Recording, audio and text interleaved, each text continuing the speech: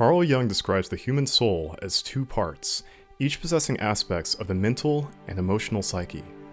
In his studies, surfaced in popular Jungian psychology, those parts are known as the anima and animus, feminine and masculine behavioral umbrellas containing the emotional and pragmatic modes of thought to one's persona or personality.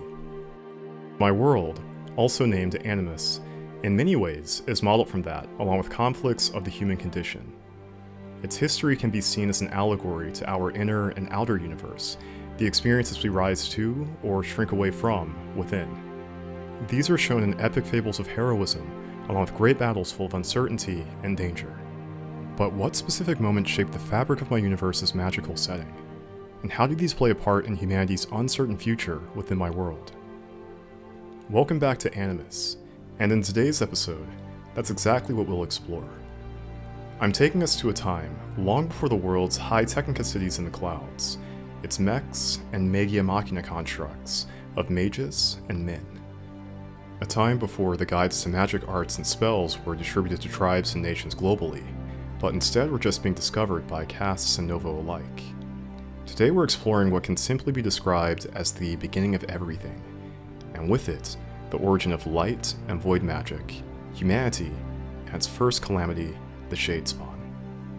Now we enter a reality created from profound fantasy and stark familiarity, a moment where there was nothing until finally there was. Existence in my world is defined in two states of being, the seen and the unseen.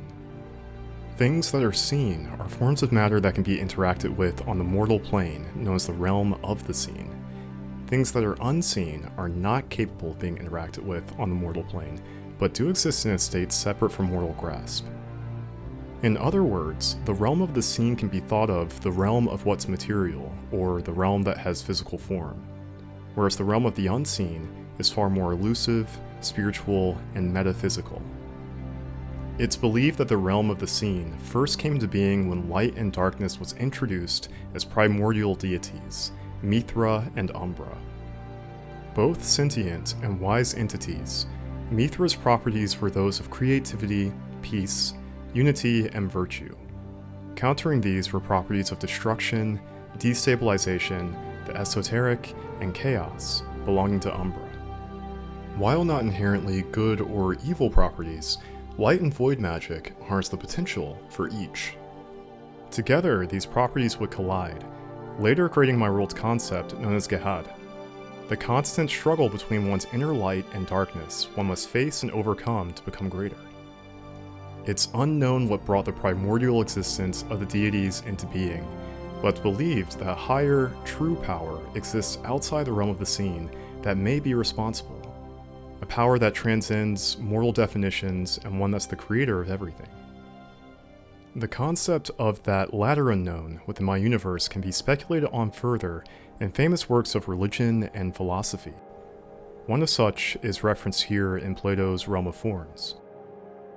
Plato says, "In the knowledgeable realm, the form of good is the last thing to be seen, and it is reached only with difficulty. Once one has seen it, however, one must conclude that it is the cause of all that is correct and beautiful in anything, that it produces both light and its source in the visible realm, and that in the intelligible realm it controls and provides the truth and understanding, so that anyone who is to act sensibly in private or public must see it." The earliest magic introduced into my world mirrored the properties of Mithra and Umbra respectively, those being light and void magic arts. An additional 5 elemental magic typings would later come into existence, however not until many centuries after. For this segment, I'll introduce how light and void magic behaves. Starting with the first, light magic. Light magic is the magic art originally exclusive to Mithra. It was first used in ways to bend energy particles called elementa into miracles, known as spells. This process later paved the way to how all other magic arts would be used in their spellcasting functions. Light magic spells specialize in several key areas, including life restoration healing, cognitive, spiritual, and physical fortification, revelation, illumination, and even the manipulation of time. Of these properties, time is one of the most unique within all magic art manipulation. This affinity for time manipulation is said to be a gift exclusively bestowed to Mithra due to her nurturing nature within the realm of the seen and the unseen. Through this ability, she helps to serve as an empathetic overseer of my world's timeline and its many permutations. Light magic spells can be used for a variety of utilities, but have a slight bias towards defensive and support-based ones. Where on the other hand, void magic serves as the counter to light, working in a sort of yin and yang relationship, with void being the yang. In contrast to light magic, void possesses a more destructive nature. Despite that, it's not only used for destruction. Its areas of specialty are in the following areas: deconstruction, cognitive, spiritual, and physical weakening, confusing and concealing, and the manipulation of space. Similar to Mithra's latent magic, Umbra's also possesses a unique hidden property: space. This affinity is derived from Umbra's affiliation with the largest source of darkness in the realm of the seen, that being the cosmos. And even so, space is not just restricted to the void of the stars. Space manipulation also includes the ability to warp distances between 2 points within a realm. Void magic can also manifest in a variety of utilities, and have a slight bias towards offensive and support-based roles.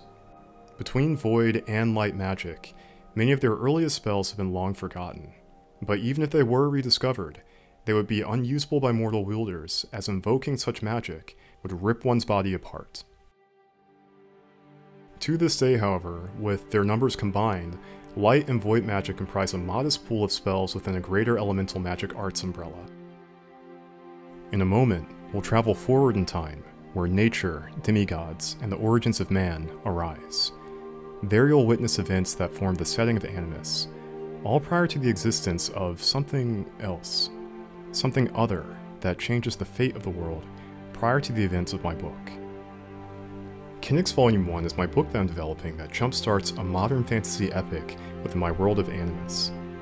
Spanning roots back as far as 15 years ago, I'm preparing an exclusive art book for the first entry of my story, scheduled to go live on Kickstarter next month. Before I continue, I want to give a special thanks to the over 2,500 new subscribers to the channel.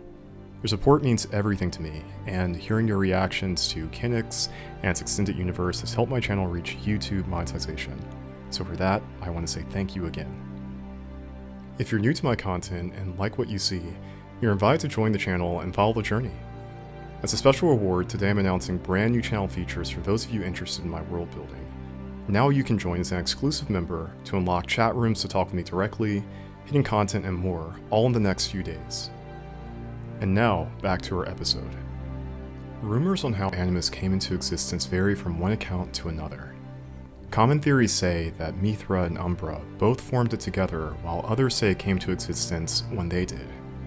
Despite differing opinions, what's universally agreed upon is that Mithra and Umbra sparked the earliest forms of the world's life, and later, humanity, through their shared efforts creating the demigods. It's believed that Mithra and Umbra sought to spread parts of their properties into mortal life, and thus formed a truce in the form of creation on Animus. Nature would later be formed from 5 magic arts, including earth, wind, fire, water, and lightning. Each magic art would be assigned a living manifestation, a titan of immense power acting as their respective arbiter, known as an elemental. You can learn more about elementals and how elemental magic works in my last 2 videos shown here in the cards. It should be noted that light magic and dark magic also receive elementals during this time, but unfortunately they will not be covered in this video. The presence of magic is a balance between constructive and destructive properties, found both in Mithra and Umbra. However, when humanity was created, it's strongly believed that Mithra's motives were to unlock its potential for doing good by raising and imparting lessons on her greatest creation, her children, and the first humans, called the demigods. To learn more about the demigods, you can check out this earlier video I made where I discussed them at a high level. For this video, I'll only focus on their involvement leading up to the events in my book, Kinnick's Volume 1, happening over 3,000 years into the future. For now, we'll go back to the ancient world, this time only 2 centuries in the future. And Animus by this point has changed drastically since your last visit. You find yourself in the middle of a bustling street, loud with the sound of merchants shouting and flagging you down to buy their wares. Their voices' volumes only rivaled by the noises of Kargas hooves clacking in the background and the wagons they pull across the cobblestone road. Around you are the surroundings of a bazaar. The smell of items cooking from somewhere fills the air, but the busy foot traffic of the scene forces you to find shelter against a nearby wall. You look above yourself to see towering structures built by stone brick, each adorned with arched windows pointed outward from over you. Off in the distance, through and between the fabrics and the rugs that hang between the busy street corridors, you find what looks like a palace atop a hill. A massive temple that shines bright like the sun, clad in gold, sitting on the horizon unlike anything you've witnessed before. Suddenly, you hear an increase in volume on the streets as voices exclaim nearby, immediately taking back your attention. "The Avatar of Man is here! Make way for Ezra Xerxes!" says a voice from the street. A taller than average figure and an envoy of warriors enter the scene. He rides on the back of a white feathered Kargas stallion, with several wagons and squads of armored guards following him from behind. You watch as he greets the people with friendly waves, many bowing seemingly with deep respect. He emits a glow of radiance and power, one that's invisible to your eye but felt in your body's every bone. In his envoy, you spot an open wagon with a body of something speared in several places. You look closer to see what's inside, and you find what looks like a jet black creature with skin that seems to reject the light from reaching it. Something unnatural to the world, you remember. It struggles to hold on to the remaining life it has left, before it meets your gaze with its cold, hollow eyes. Its gaze, now directed at you, pierces your soul, sending an uncomfortable chill down your spine. The envoy carries on, transporting the shadowy corpse out of sight. You're left wondering, what was that? The person you saw earlier, referred to as the Avatar of Man, or Ezra Xerxes, is one of the 3 demigods and Mithra's children. This one created the tribe of men, instrumental to shaping much of the world. The felled creature you saw was an entity known as a Shade Spawn. Earlier in this video, I mentioned how the deities of light and darkness are inspired by opposing forces of dark and light within the human soul. The Shade Spawn are entities that embody adversity found in darkness, as literal manifestations of strife and chaos.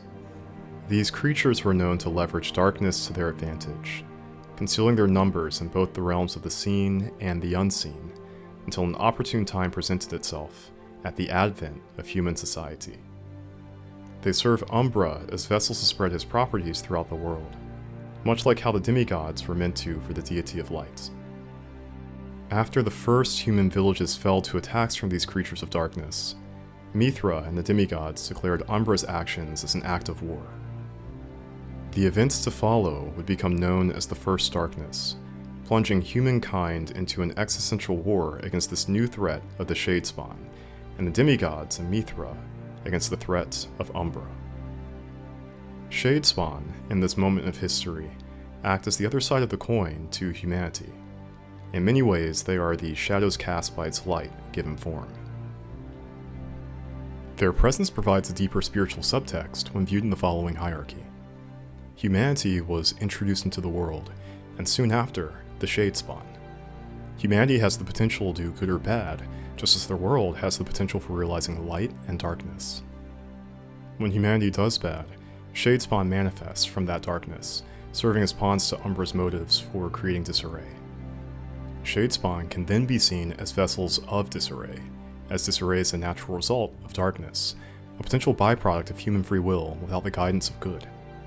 While humanity has the potential to do either good or bad, revelation from Mithra's lessons about a greater good, gave humanity a guide for how to do good in the world. This was shared to Mithra by an ultimate higher power, even above those of the deities. This paradigm is meant to be loosely based on concepts explored in the ethical works of Plato, Aristotle, Carl Jung, and specific religious frameworks. Most famously, perhaps, those mentioned in the three main segments of Abrahamic religion, with particular inspiration from Islamic philosophy about man and God.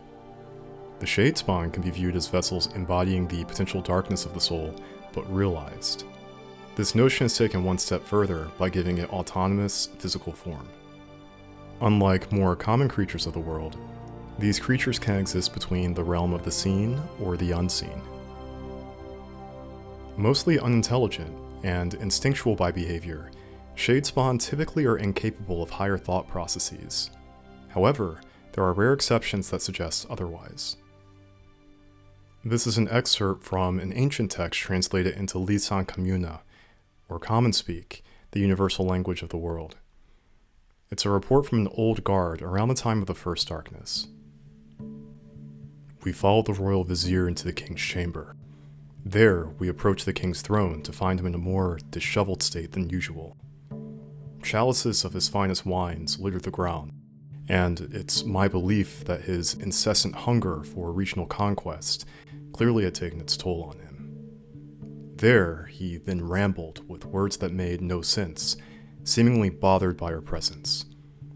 His ramblings then turned into a fit, in which he became beside himself, falling to a sort of madness. The vizier ordered one of my men to approach him, but as he approached, the king shot him a look of what I can only describe as pure malice. In that moment, the king picked up his grand pike and threw it with a dark prejudice, one that impaled my fellow warrior right where he stood. He then struggled to breathe, grasping at the pole which ran him through before falling limp to the ground. My thoughts and words were lost at what I saw, but not as much as what I would witness to follow. My guards and I rushed the king, but only to restrain him. That was before something not normal stopped us in our tracks. As we neared him, a cloud of shadow erupted from Her Majesty's chest, as his body became enveloped in an aura of darkness. This cloud grew arms, 4, then maybe half a dozen, with hands black as ink, gripping the king like a child gripping its toy. A foul djinn had emerged, with eyes that pierced the night and a wicked tail that wrapped him, ending in a sharp blade. It curved dangerously against Her Majesty's throat. It spoke to us with cursed words. You, who would serve your king and his wealth of desires, you who would protect this man and his valued possessions, know that his soul is mine, for my desires are insatiable and my appetites infinite. Historians say what happened next is unknown, but if this report is proven true, the implications of the shade spawn capabilities may be greater than what's historically documented. We may never know, as these creatures were believed to have been wiped out thousands of years ago. Shade spawn were said to be emotionless, ranging in shape and form. They did, however, possess morphological consistencies, most notably dark, spectre-like bodies that were featureless in parts. This translated especially into their faces as well, except for a pair of glowing eyes. Offensively, these entities were capable of employing magic, with a bias towards void-based spells, however not exclusively as such. Design inspirations for the shade spawn blended original ideas with cues from pop culture media, especially visuals in several of the works of Hayao Miyazaki. I appreciated the depiction of the boar demon in Miyazaki's Princess Mononoke, aesthetically and symbolically, as an entity that was primal, emotionless, and unnatural to its environment. I sought to pay homage to Miyazaki's work through this design. If you enjoyed this and would like a part 2, then share your thoughts in the comments. With enough likes and views, I'll explain the later events of the First Darkness and how this affected modern history in the main story of Kennix Volume 1. And finally, if you want to be involved in my project's development, check out my channel's membership tiers and join. There you'll have your name mentioned at my video credits as a special contributor, gain access to members-only chat rooms, videos, updates, and much more. That's all for today's video. Until next time, cheers.